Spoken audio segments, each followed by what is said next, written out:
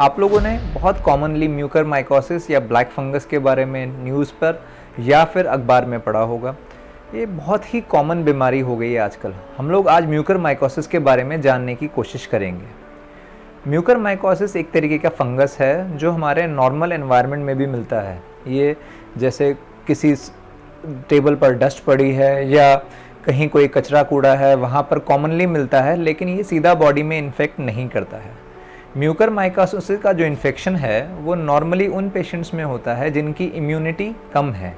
ऐसे पेशेंट्स जैसे कि डायबिटीज़ वाले पेशेंट्स हो गए, किडनी डिजीज़ वाले पेशेंट्स हो गए, या वो पेशेंट्स जिन्हें लॉन्ग टर्म तक कोई स्टेरॉइड या ऐसी दवाई चल रही है जिससे उनकी इम्यूनिटी पर असर पड़ रहा है।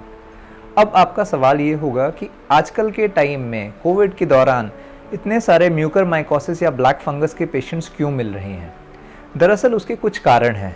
पहली चीज़ ये कि एक अनजुडिशियल यूज़ ऑफ स्टेरॉइड्स हो रहा है, यानी कि पेशेंट्स को बहुत ज़्यादा स्टेरॉइड्स दिया जा रहा है क्योंकि कोविड की डिजीज़ की वजह से कई पेशेंट्स में साइटोकाइन स्टॉर्म नाम की एक दिक्कत होती है, जिसकी वजह से बॉडी में सडन इन्फ्लेमेशन का सर्ज यानी कि सूजन का सर्ज आता है। उस सर्ज को कवर करने के लिए आपके फिजिशियन आपको स्टेरॉइड की दवाई देते हैं और अनफॉर्चुनेटली वो स्टेरॉइड की वजह से ये म्यूकरमाइकोसिस का ग्रोथ बढ़ता है। ये उन पेशेंट्स में ज़्यादा होता है जो ऑलरेडी डायबिटीज़ के पेशेंट्स होते हैं और उन्हें स्टेरॉइड दिया जाता है तो उनकी शुगर सडनली शूट अप करती है, जिसकी वजह से उनमें दिक्कतें ज़्यादा होती हैं।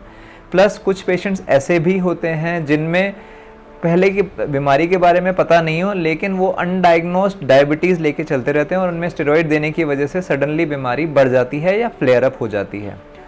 कोविड के केसेस में हाई फ्लो ऑक्सीजन देने की वजह से नाक के अंदर की जो स्किन है वो सूख जाती है, उसमें क्रस्टिंग हो जाती है। वो भी म्यूकरमाइकोसिस का एक ब्रीडिंग ग्राउंड है। इस वजह से म्यूकरमाइकोसिस के जो केसेस हैं आजकल काफ़ी बढ़ते हुए हम लोग देख रहे हैं। म्यूकरमाइकोसिस के सिम्टम्स की हम लोग बात करें तो पहला जो सिम्टम होता है वो ये होता है कि मरीज़ को नाक के अंदर स्टफीनेस लगती है। ऐसा लगता है कि नाक मरीज़ को भरी भरी। इसके अलावा नाक के अंदर क्रस्टिंग हो सकती है, नाक के अंदर से खून आ सकता है, मरीज़ को चेहरे या आँख के आसपास वाले हिस्से में स्वेलिंग आ सकती है, नाक में से बदबू आ सकती है या फिर बदबू वाला डिस्चार्ज निकल सकता है।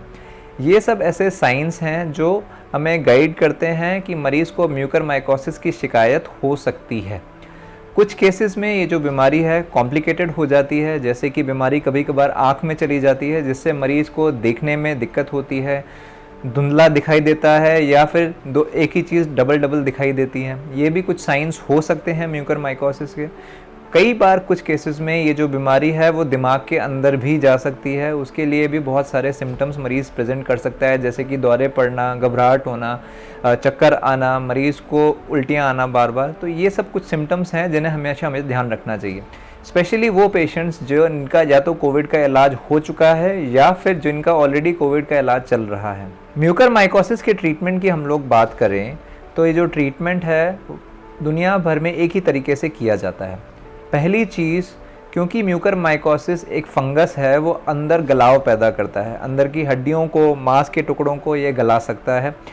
उस गलाव को साफ़ करना ज़रूरी है। वो गलाव हम लोग साफ़ नहीं करेंगे तो म्यूकरमाइकोसिस की जो दवाई है उसका असर नहीं आएगा।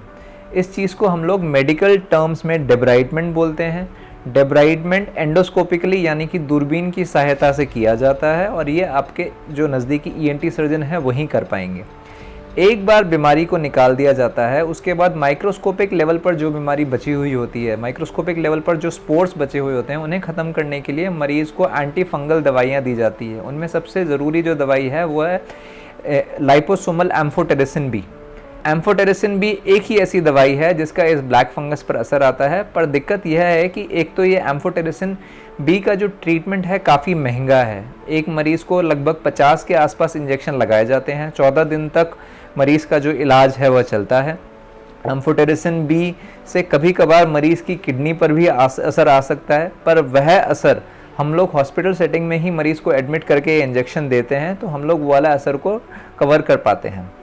इसके अलावा एक बार मरीज़ का 14 दिन का एम्फोटेरिसिन बी का कोर्स पूरा हो जाता है तो मरीज़ को स्टेप डाउन थेरेपी दी जाती है। उसमें पोसाकोनाजोल या इसावोकोनाजोल नाम की दवाइयाँ दी जाती हैं जो कि मरीज़ की लगभग 3 महीने तक चलती हैं। अब बहुत सारे पेशेंट्स और रिलेटिव्स हमसे ये सवाल पूछते हैं कि म्यूकरमाइकोसिस से बचा कैसे जाए। म्यूकरमाइकोसिस की जो सबसे बड़ी जड़ है वह है कि शरीर में शुगर की जो मात्रा है वह ज़्यादा होना। अगर आपके पेशेंट को या आपको कोविड की दवाई चल रही है तो हमेशा अपने डॉक्टर से पूछकर जो स्टेरॉइड का डोज है उसे मॉड्यूलेट करें। अगर आप डायबिटिक पेशेंट हैं तो रेगुलरली आपको अपने जो शुगर के लेवल्स हैं वो कंट्रोल में रखने हैं, क्योंकि आपको जो कोविड की दवाई दी जाएगी उससे आपकी शुगर की मात्रा बढ़ने के चांसेस रहेंगे। तो हो सकता है टेम्परेरीली आपके डॉक्टर आपकी दवाई इंक्रीज़ करें। अगर ये दवाई कुछ टाइम के लिए इंक्रीज़ करनी पड़े और उससे आपकी शुगर कंट्रोल होती है तो उसमें आपका कोई नुकसान नहीं है। कोशिश करेंगे कि नाक के अंदर ड्राइनेस नहीं रहे, तो सलाइन नेज़ल ड्रॉप्स या नॉर्मल नेज़ल ड्रॉप्स आपके जो डॉक्टर रिकमेंड करें वो आप नाक के अंदर डालें, जिससे नाक के अंदर की जो स्किन है वो मॉइस्ट रहे, जिससे क्रस्टिंग ना बने, क्योंकि क्रस्टिंग ही इस फंगस का ब्रीडिंग ग्राउंड होता है। अगर आपको पहले जो हम लोगों ने सिम्टम्स बताए थे वो सिम्टम्स जैसे कि नाक बंद रहना, नाक में से ब्लीडिंग होना, हेडेक रहना, फेशियल कंजेशन रहना, आँख के आसपास में सूजन महसूस होना, इनमें से कोई भी दिक्कत होती है तो तुरंत अपने नज़दीकी ईएनटी डॉक्टर से संपर्क करें और अपनी नाक का चेकअप करवाएं, ताकि ये बीमारी अर्ली स्टेज में डायग्नोस हो सके। कोशिश करें कि अगर आपके नज़दीकी ऐसे किसी रिलेटिव को भी ऐसी दिक्कत है तो उन्हें भी तुरंत डॉक्टर के पास एग्जामिनेशन के लिए लेके जाएं।